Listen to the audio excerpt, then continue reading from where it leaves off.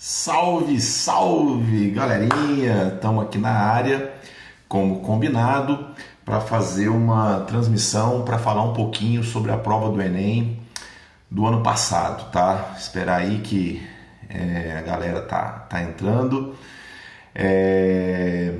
A ideia dessa live, gente, é a gente poder falar um pouquinho sobre a prova do ano passado, tá?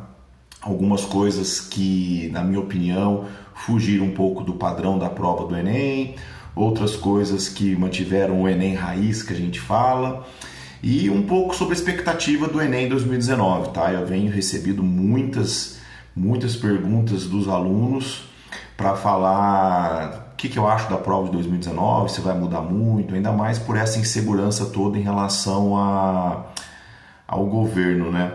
Eu começo dizendo o seguinte, é real, tá? A gente não pode fingir que não está acontecendo. Realmente o MEC, consequentemente o INEP, tá uma zona, tá? Existem coisas por acontecer em prazos que o Enem exige que aconteça, que não está acontecendo, tá? E assim, é real. Agora, você não pode parar de estudar, jogar tudo fora, falar, não vou estudar porque o Enem não vai dar certo. Assim, eu falo que a prova do Enem, a pessoa sempre fala muito assim, mas a prova do Enem vai mudar esse ano, tudo. Vocês vão ver que eu tenho uma opinião um pouquinho radical em relação a isso, um pouco diferente do que algumas pessoas pensam. As pessoas ficam polemizando demais, falando que todo ano gera essa angústia em vocês, essa ansiedade, a prova vai mudar, a prova vai mudar, a prova vai mudar, a prova vai mudar.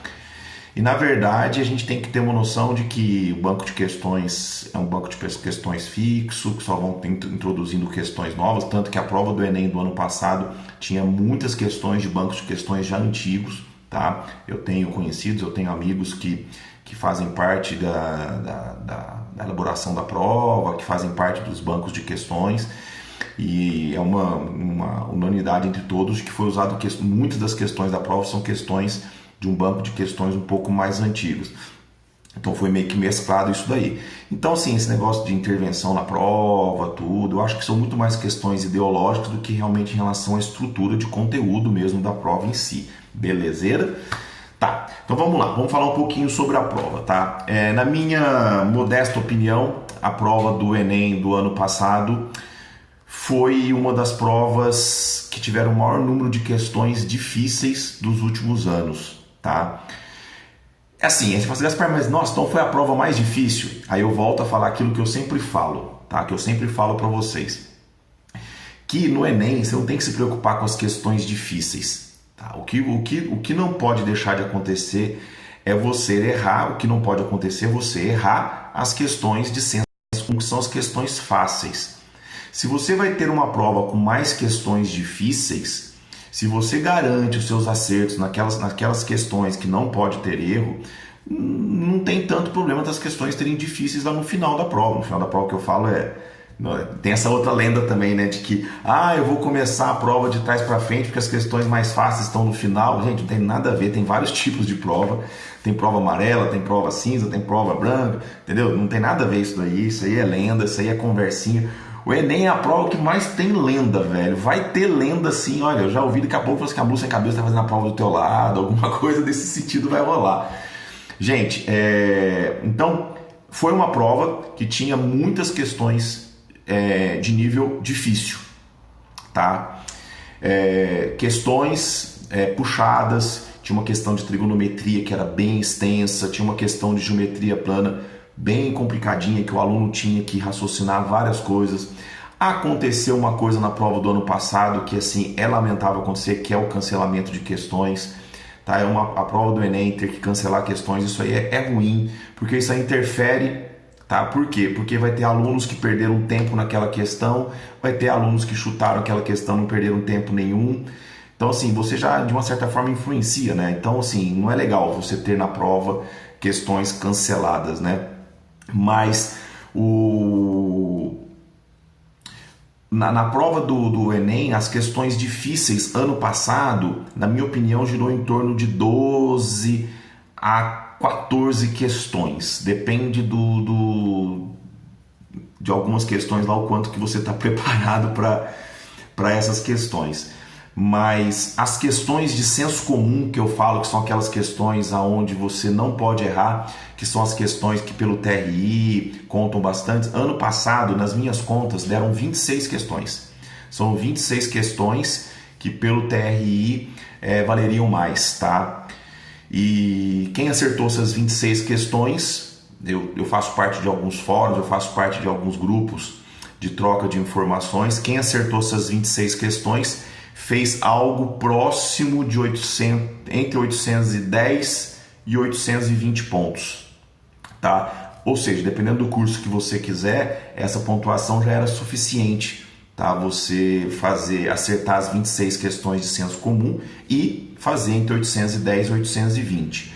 Depois tinha mais umas 5, 6 questões médias, mas na minha opinião totalmente fazíveis, questões totalmente atingíveis, possíveis de um aluno que se preparou minimamente, um aluno que seguiu as orientações de planejamento do seu professor, tal, fazer, tá? Então você tinha 31 questões. Quem acertou essas 31 questões beirou os 900 pontos.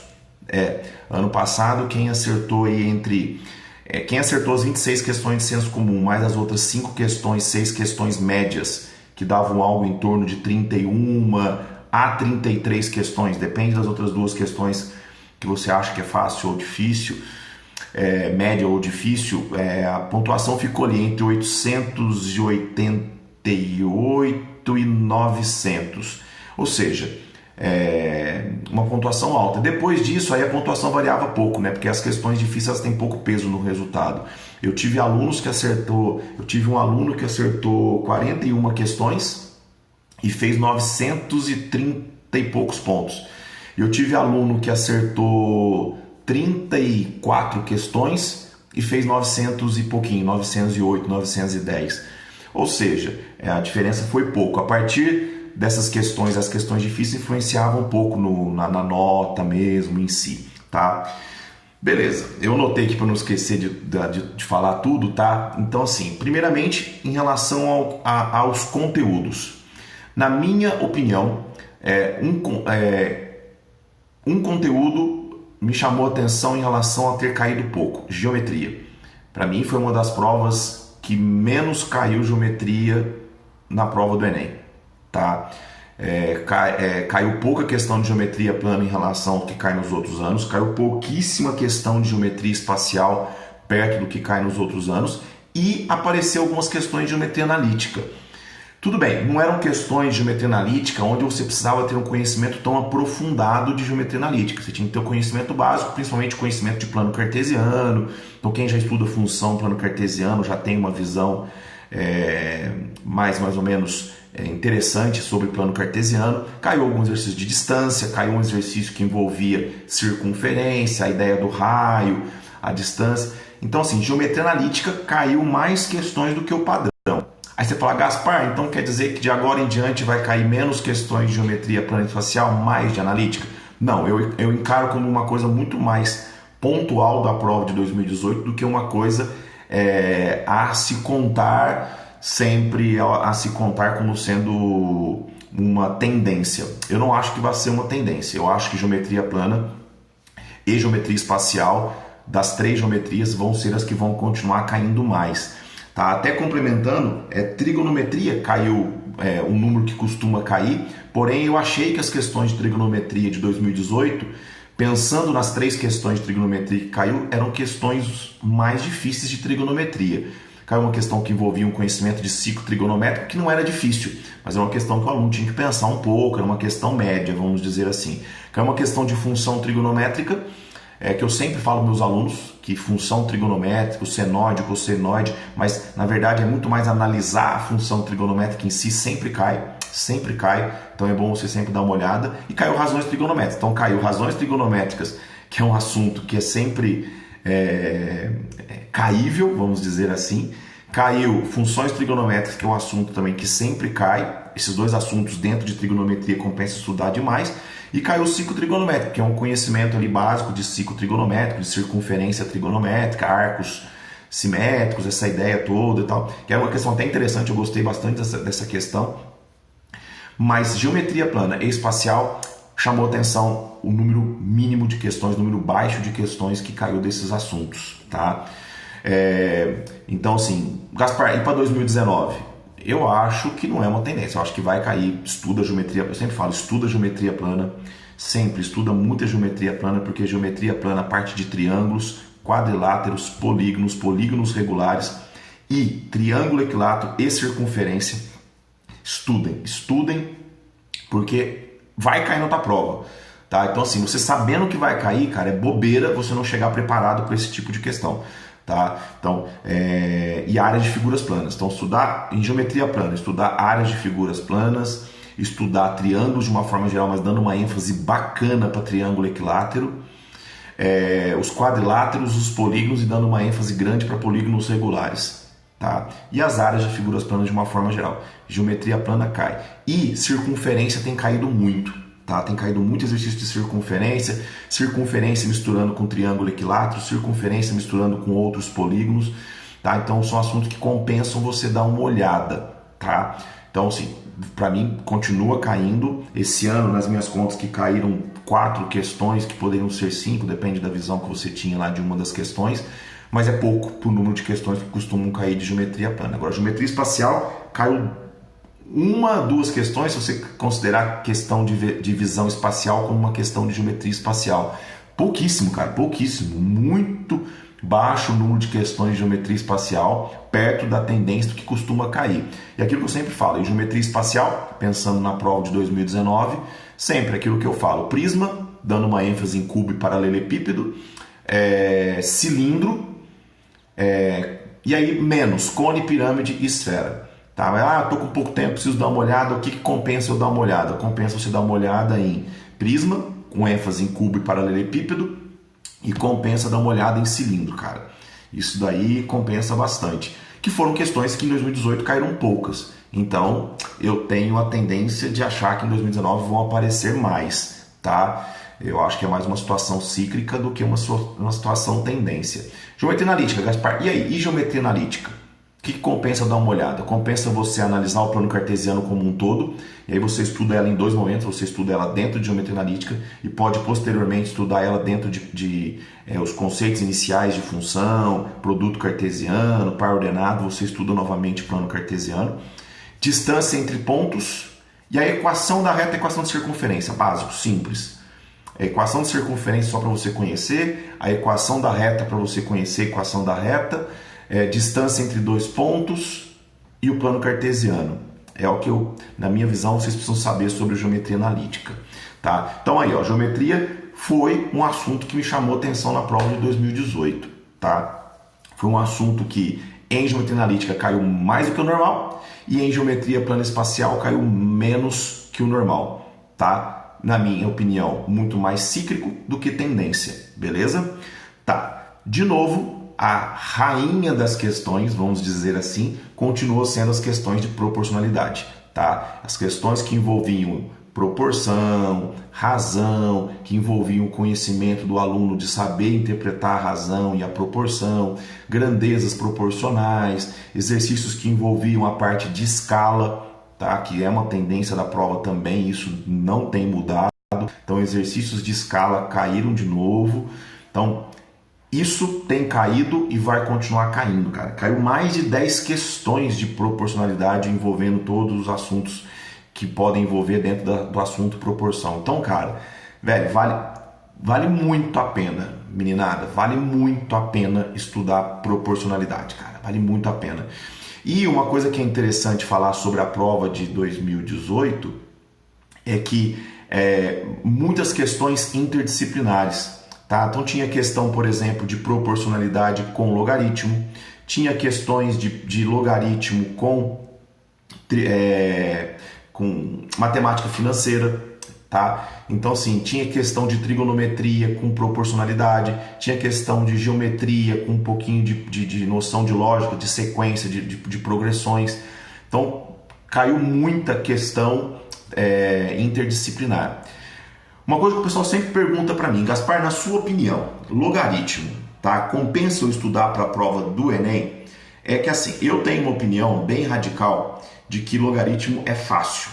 Tá? Eu acho logaritmo um assunto fácil, é um assunto fácil de compreender desde que você entenda o que é logaritmo. Tá? Eu acho que o grande erro do pessoal quando vai estudar logaritmo é mecanizar muito o processo. Aí esquece, já era, não tem chance nenhuma.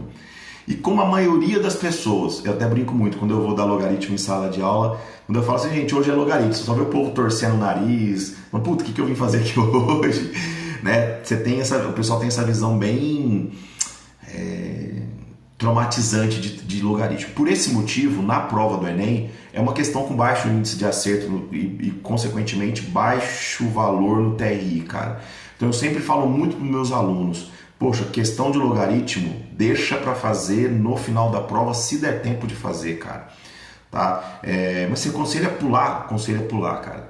Eu aconselho a fazer as outras questões, sobrando tempo você volta para a questão de logaritmo.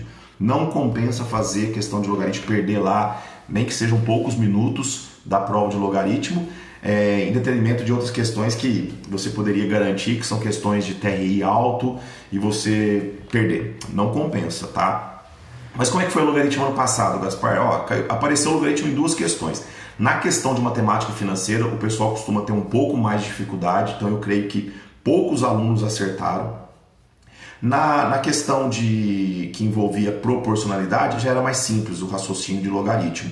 Se a pessoa tivesse os conhecimentos básicos de log ali junto, ele faria. Então, na minha opinião, uma questão mais difícil, uma questão mais fácil de log, mas na minha opinião também, eu não faria nenhuma das duas, eu deixo por último, tá?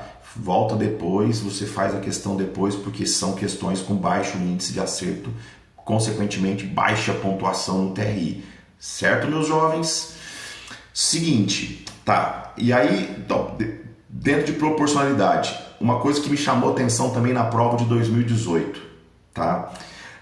Questões de média. Caiu bastante questão de média, tanto que eu tenho orientado os meus alunos para estudar bastante média, tá? Dentro de estatística, óbvio, mas dentro de estatística destacou muitas questões de média, e menor número de questões de outros assuntos estatísticos costumam cair, mediana, moda, análise de gráfico, frequência, desvio padrão, análise de regularidade, caíram poucas questões disso daí. Agora de média caíram 3 questões de média, desde média simples, média aritmética, desde média aritmética simples, média aritmética ponderada, caíram dos dois tipos, tá? Então assim, média é um assunto que já vem vindo com tendência, tá? Dentro de estatística tem sempre pingado 1-2 questões pelo menos de média. Então fica a dica, média é um assunto que cai, vale a pena estudar. E vale a pena estudar fora de estatística, fazer um estudo específico de médias. Sério, vale muito a pena, tá? Uma outra coisa que me chamou a atenção, as questões de probleminhas de primeiro e segundo grau. Questões assim, uns chamam de lógica, questões... E como eu incentivo muito os meus alunos sempre que aparecer um probleminha, pode ser um probleminha de porcentagem, probleminha de primeiro e segundo grau, um probleminha de exponencial, qualquer que seja, eu sempre falo, se organize. Depois que você se organizar, você vai lá colhendo as informações e tentando montar a estrutura algébrica da questão. E o número de exercícios desse ano 2018 que utilizaram a estrutura algébrica de primeiro e segundo grau foram bastante, chamou atenção, tá? Tudo bem, probleminhas de primeiro e segundo grau são assuntos recorrentes, compensa, sempre que eu falo, compensa bastante você estudar, tá? Tanto que no meu curso Matemática para o Enem, a semana 0, que é a semana aberta, é equações, e eu dou uma ênfase bastante grande em parte de probleminhas de primeiro e segundo grau. Aquela ideia de trabalhar com o menor número de variáveis possíveis, tentar montar a estrutura algébrica se organizando e tal. Então, assim, mas chamou atenção, caíram meia dúzia de questões que você tinha que montar a estrutura algébrica baseado no enunciado e tal. Então, vale a pena.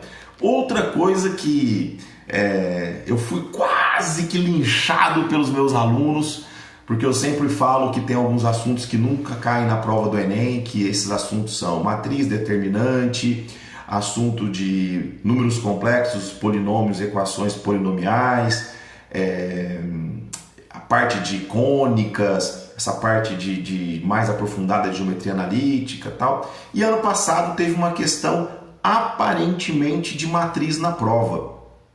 Aí eu fico até imaginando aquele meu aluno pegando a prova, vendo aquela aparente matriz na prova e me xingando. Gaspar, eu fico até imaginando, né? Mas, gente, aí que tá o detalhe.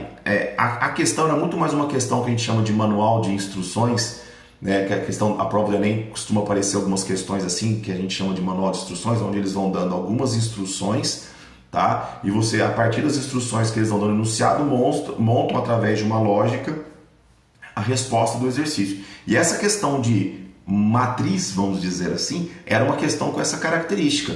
Era uma questão que, se você lesse o enunciado e conhecesse o mínimo, tá? De noção de latitude, longitude, linha, coluna, tudo, e lesse o enunciado, você faria a questão tranquilamente. Ela seria uma questão nível médio fácil, tá? Então, eu continuo batendo aquela tecla: matriz, determinante, números complexos, polinômios, equações algébricas e a parte mais aprofundada de geometria analítica não são assuntos recorrentes na prova do Enem e vão continuar não sendo, cara. Não compensa você perder um tempo do seu estudo para estudar isso daí, cara. Na boa, não compensa, tá? Outra coisa que, em relação à prova desse ano, de uma forma geral, se você for analisar a prova, era uma prova com mais cálculos que outros anos, tá? Porque a prova do Enem ela tem uma característica que tem muitas questões da prova do Enem que você consegue fazer por lógica, que você consegue fazer por exercícios de divisões tridimensionais, que são assuntos sempre recorrentes, compensa você fazer isso. Inclusive eu até dou uma orientação para a galera de vocês fazerem um esquema assim, de entrar no Google, digitar lá sólidos convexos, poliedros, figura tridimensional, aí depois você digitar cubo planificado, visão 3D, porque no Google hoje você acha tudo. E você clicar lá em imagens, tem muitos aplicativos que mostram para você exercitar essa visão tridimensional, de você exercitar um pouquinho essa parte, que é um assunto que cai bastante, mas ano passado não caiu tanto. Ano passado não teve tantas questões que envolviam esse raciocínio. E ano passado foram questões com mais cálculo, por isso um pouquinho mais demoradas do que o padrão. A gente comemorou tanto, né, aquela meia hora a mais, mas eu achei que essa meia hora a mais ela acabou se diluindo muito nesse nível de questões com bastante cálculo. Mesmo as questões mais fáceis envolviam um processo de cálculo, um processo de raciocínio ali algébrico que o aluno tinha que montar. Então, se você pegar, às vezes nem tão grandes, mas tinha que fazer o cálculo, tinha que montar a estrutura algébrica. E em outros anos eram questões, muito mais questões às vezes com lógica, de você ler o enunciado, já raciocinar tal, e entender, às vezes só grifar o enunciado e já tentar ir para a resposta. Esse ano teve questões com maior número de cálculos, tá? Então, assim, de uma forma geral, o número de questões difíceis na prova foi maior que os outros anos, na minha modesta opinião, tá? Então, o que tornou a prova mais difícil. Mas aquilo que eu sempre falo, no Enem, essa prova mais difícil não conta tanto, tá? Porque o mais importante dessa prova do Enem é você acertar as questões de senso comum. Então, por isso que eu falo, você não tem que se estressar, você não tem que se preocupar com as questões difíceis, porque se você se preparou, se você fez o que tinha que ser feito, se essa questão está difícil para você, ela vai estar difícil para a maioria dos alunos, tá? O grave é você perder questões que são questões de senso comum, questões mais fáceis, perder porque não deu tempo de fazer a prova, perder por desatenção, perder por erro bobo de conta. Isso sim é grave, tá? Então você achar que a prova é mais difícil, no resultado final não compensa tanto, não chama tanto. Tanto que, se vocês forem perceber, não diminuiu a média geral da galera em matemática, tá? Os alunos que passaram nos cursos principais, pode ver que eles passaram com uma nota de matemática alta. Não teve baixou a nota de matemática. Não, por quê? Porque, ainda assim, se você acertar as questões de senso comum, a sua nota vai ser elevada. Então, isso que é importante. Uma coisa que vale a pena você colocar em prática desde já, gente, é de que qualquer simulado que vocês forem fazer, qualquer dia que você for pegar para fazer a prova do Enem, para treinar a prova de anos anteriores, o que seja, você tem que ir com uma estratégia definida. E não é porque eu, certo, dou aula de matemática que eu vou dizer isso. Matemática tem que ser o carro-chefe do segundo dia. Se você pegar quais são os dois maiores diferenciais do resultado de qualquer aluno na prova do Enem? Redação e matemática. Então, no primeiro dia você começa por redação, mas não vamos falar do primeiro dia agora. Mas no segundo dia você tem que garantir as questões de senso comum e matemática, cara. Você tem que garantir. Você tem que pegar a prova e falar, eu vou começar com matemática e vou fazer aquelas que eu consegui fazer. Porque se você se garantir nessas questões, cara, dificilmente a sua nota vai ser baixa. Agora, se você começa de qualquer jeito, aleatoriamente, ou então começa por natureza para depois vir para matemática, cara, a chance de você mandar mal na prova, velho, cresce demais, demais, demais. Então, vale a pena você seguir uma estratégia durante toda a sua preparação esse ano, e nessa estratégia, tudo que você for fazer de simulação, provas de anos anteriores, fazer. Comece por matemática, resolva todas as questões de senso comum, para depois você pensar em ir para a natureza. Perfeito? Tá, agora vamos para o Enem 2019. Sim, concordo com vocês de que tudo o que está acontecendo a nível de país, a nível de Ministério da Educação é preocupante, sim, tá? Essa zona, essa bagunça de não ter secretário do INEP, de não ter a pessoa responsável, da gráfica falir e tal, e vai fazer a prova, não vai. Gente, é grave, sim. Só que isso não pode modelar os seus estudos, isso não pode ser a referência para você estudar. Você vai ter que estudar de qualquer jeito, porque querendo, se não for na data, se for em outra data, a prova vai ter que acontecer, tá? Não tem como não acontecer a prova. Aí, então, você tem que ter isso na tua cabeça, tá? Vamos esperar, vamos aguardar os próximos momentos. Só que uma outra dúvida que o pessoal tem muito, por ter sido muito falado da questão ideológica pelo novo governo, de que eles iam ler a prova antes, que não sei o que e tal. Gente, essa prova já está pronta. Pelo que eu percebi, o nosso querido governante, ele não teve tempo, tá? E nem tinha gente, né? As pessoas responsáveis pelo Enem nem estavam nos seus cargos. Eu duvido que essa prova tenha sido avaliada por várias pessoas, tal. O que eu acredito, tá? Que, por exemplo, para redação, misturando um pouquinho aqui a redação, eu acredito que temas de redação que vão contra algumas ideologias do governo, eles não vão mexer nessa ferida. Eles não vão falar de feminicídio, não vão falar de preconceito contra minorias, eles não vão falar sobre como é que fala? Fugiu a palavra agora. Sobre corrupção, eles não vão falar sobre ditadura, eles não vão falar sobre previdência. São assuntos que podem colocar o governo no meio de um fogo cruzado de opiniões, mesmo que sejam opiniões pós-prova, que o pessoal sempre discute muito sobre o tema de redação no pós-prova. Eu não acredito nisso. Eu acredito muito mais num tema neutro, num tema futurista, tá? Tipo as tecnologias do futuro em relação aos seres humanos, muito mais a parte de tendências tecnológicas. É a minha opinião, tá? Não sou professor de redação, só dei um pitaco aqui, abri um parênteses na minha live aqui falando de matemática. E para matemática, cara, não vai ser diferente, meus queridos, não vai ser diferente, cara. A prova de matemática vai manter as suas tendências, a prova já está pronta, sabe? A prova vai continuar tendo as questões fáceis, que a gente chama questões de senso comum, vai ter as questões médias, vai ter as questões difíceis. As questões difíceis para você não interessam, não vai fazer diferença quase nenhuma no seu resultado final. Então, meu cara, compensa demais você manter a tranquilidade, estudar e pensar. A prova não vai ser nada de diferente do que já vem na tendência dos outros anos. Eu creio em mudanças para o Enem mais radicais na hora que o novo ensino médio for implantado. Aí eu creio em mudanças mais amplas em relação à prova. Agora, cara, é a mesma coisa, prova cansativa, prova onde o psicológico e o condicionamento físico contam bastante, sabe? Eu acho que isso aí faz assim muito mais diferença na prova do que esse negócio, vai mudar, o novo governo vai mudar a prova, agora a matemática vai estar assim. Gente, é muito boato, muita conversinha, é muita coisinha que surge, gente querendo dá muita visualização. Eu vi, não vou citar nomes aqui, mas vários professores online nos seus canais do YouTube colocando títulos tipo assim: será que vai ocorrer a prova do Enem? O Enem, será que haverá várias mudanças no prova do Enem? Cara, instigando os alunos a entrar lá e assistir. Acho que isso aí gera muito mais uma ansiedade, uma angústia da parte de vocês do que ajudar, velho. Não ajuda em nada.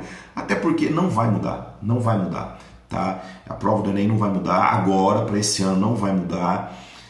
Para alguns anos para frente eu creio que vai mudar no novo ensino médio, mas para 2019 esquece. Tá? O que eu espero ver na prova 2009 é mais questões de geometria plana e espacial, tá? Um pouquinho mais de questões de função, também, que eu achei que caiu menos questões de função que em outros anos caem. Então, função, geometria plana, geometria espacial, são assuntos que eu espero ver mais na prova de 2019. E os outros assuntos vão continuar aparecendo: proporcionalidade, porcentagem, probabilidade, estatística, médias, muitos exercícios de média, questões de lógica envolvendo a parte de estrutura algébrica, um probleminha de primeiro, segundo grau, ou simplesmente questões de lógica, vão continuar aparecendo e não vai mudar. Tá? Mas Gaspar, mas se a prova estiver difícil, eu volto a falar. Se tiver questões difíceis, meu velho, tá, deixa a prova difícil. As questões difíceis não vai fazer diferença para você. Foca nas questões de senso comum, beleza? No mais, gente, eu vou responder. Tem duas perguntas que foram feitas para mim aqui, tá? Através das minhas mídias sociais aqui, que eu vou responder elas, tá? Que eu acho que vale a pena. Dois assuntos importantes em relação a isso daí. Se compensa treinar. A primeira pergunta aqui: se tem algumas coisas de operações matemáticas que compensam ser treinadas para agilizar o raciocínio na prova de matemática. Aí eu creio que é o seguinte: não só na prova de matemática, mas na prova de matemática, física e química de uma forma geral. Eu sempre oriento muitos meus alunos. Você vai achar lá no meu canal no YouTube, no canal do Bora Passar, você vai achar várias videoaulas minhas falando de raciocínios rápidos para conta, como agilizar o processo de conta. Isso é importantíssimo, cara. Isso aí concordo totalmente. Uma coisa que acontece muito na prova do Enem, que muita gente não se liga, é que muitas das contas que vocês fazem, principalmente a conta final, aquela última conta, uma divisão, uma multiplicação final, você não precisaria fazer. Então a dica que eu dou sempre para todos os meus alunos chegou na última conta da questão, é uma divisão para se fazer. O que você vai fazer? Olhar para as alternativas. Você vai olhar para as alternativas. Se as alternativas estiverem distantes uma da outra, velho, aproxima com força e vontade, porque você, por aproximação, você vai ver qual alternativa que está mais próxima e vai nela. Se for questão de multiplicação, sempre trabalha muito com o último algarismo. Não sei se todos sabem, quando você multiplica os dois últimos algarismos de uma multiplicação, por exemplo, 8 vezes 7, 56. Então, meu resultado vai ter final 6. Cara, você não tem ideia de quantidade de questões da prova do Enem que você consegue marcar por isso. Por exemplo, você vai lá, chega numa conta, você tem que fazer uma multiplicação grande de um número terminado em 8 vezes um número terminado em 7. Aí você olha para as alternativas, só tem uma alternativa terminada em 6. Cara, é nela que você vai. É nela que você vai, com certeza. Tá? Então, assim, essas coisas na prova do Enem, respondendo aqui o Zé Ricardo, tá? Compensa e muito você treinar durante o ano esses processos de conta, tá? Aí vocês podem contar com a minha ajuda. Eu sempre vou estar postando algumas coisas em relação a isso daí nas mídias sociais e nos grupos, tá? Quem quiser aí pedir, a gente tem, eu já tô com o segundo grupo, Matemática com Gaspar, no WhatsApp, tá? Onde a gente vai estar postando sempre bastante coisa de matemática básica, dicas de provas de vestibular, resolução de provas de anos anteriores. Quem quiser é só pedir aí no direct que eu mando o link dos grupos. Eu creio que talvez o grupo 2 já estava acabando também, a gente já vai estar partindo para o grupo 3, mas aí a gente vai mandando o link dos grupos para você poder participar, vale a pena. E a outra pergunta que foi feita aqui é em relação ao tempo para se fazer a prova de matemática. Gente, depende muito da estratégia que você for adotar, tá? Esse tempo para fazer a prova de matemática ele é muito relativo. Se você for fazer as questões de senso comum de matemática e depois já emendar para as questões de senso comum de natureza, aí fica mais difícil de você mensurar isso daí. Agora, se você for assim, não, eu vou destinar uma quantidade de tempo para matemática e depois uma quantidade de tempo para natureza. Eu dividiria 2 horas e meia, 2 horas e meia, tá? mais ou menos no meio. Mas é muito difícil você falar isso, você mensurar o tempo. Tá? Eu acho que o mais importante é você não empacar em questões, o mais importante é você, não sei, passa para a próxima, você deslanchar nas questões e depois a sua estratégia, se você vai fazer as questões de senso comum primeiro, de matemática, já emendar com natureza, ou se você vai eliminar a prova de matemática por inteiro, para depois partir para a prova de natureza, fica a seu critério.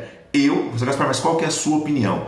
A minha opinião, eu acho que vocês deveriam fazer as questões de senso comum de matemática, todas as questões, tá? Pegar as 45 questões de matemática e garantir aquelas questões que vão fluir com mais naturalidade, que a tendência é ser uma questão de senso comum. Depois você passa para as questões de ciência da natureza, aí você segue um pouco mais o que você tem facilidade, é um conselho que eu dou, e pela carreira que você quer. Por exemplo, para quem quer medicina, biologia, química e física, para quem quer engenharia, física, química e biologia, certo? Para quem quer humanas, a que tem mais facilidade, para que tem menos facilidade. E você ir lá e fazer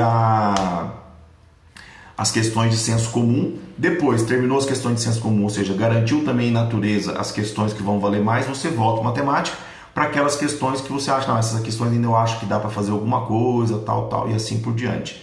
É o que eu acho ser a melhor estratégia.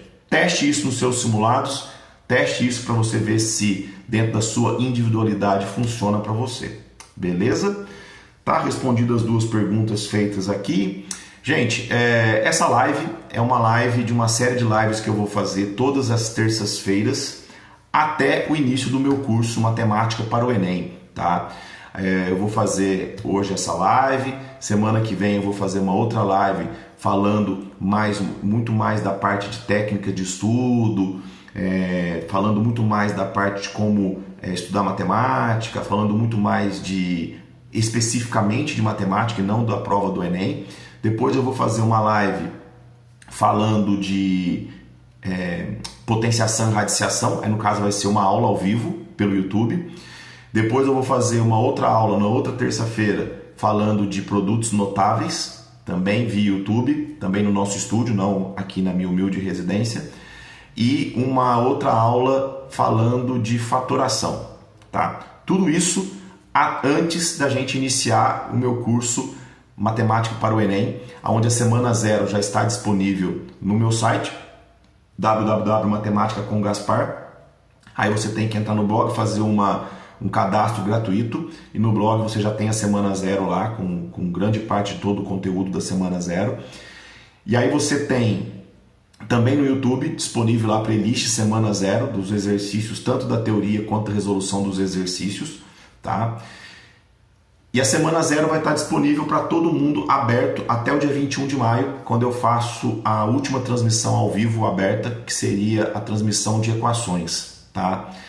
Do dia 22 de maio em diante, da segunda semana do meu curso Matemática para o Enem para frente, é conteúdo fechado somente para os assinantes. Porém, matemática básica eu vou continuar postando no meu canal no YouTube, vou continuar postando nas mídias sociais, vou continuar triangulando nos grupos Matemática com Gaspar no WhatsApp, tá?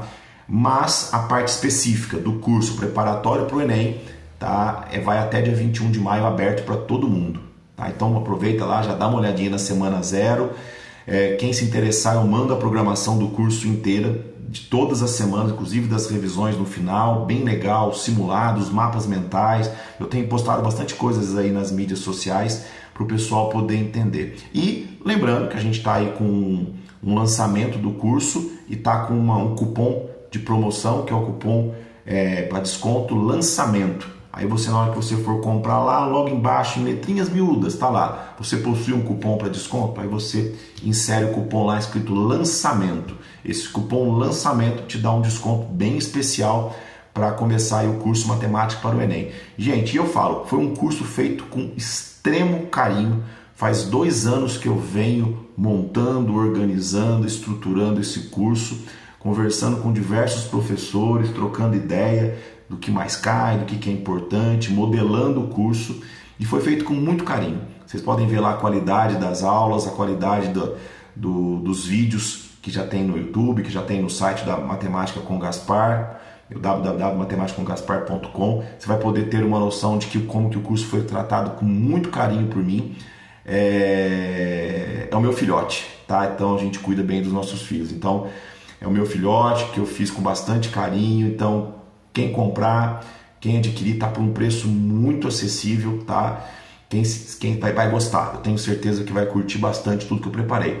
E quem já me conhece, sabe, quem não me conhece vai ficar conhecendo nesse curso, que eu tenho uma metodologia totalmente diferente, de uma forma muito mais direta e prática de ensinar matemática, onde vários assuntos da matemática eu não uso fórmula, eu uso muito mais a compreensão do aluno, para o aluno desenvolver o conteúdo de uma forma muito mais abrangente, muito mais aplicável do que o decoreba, do que a resolução de exercícios simplesmente, tá bom?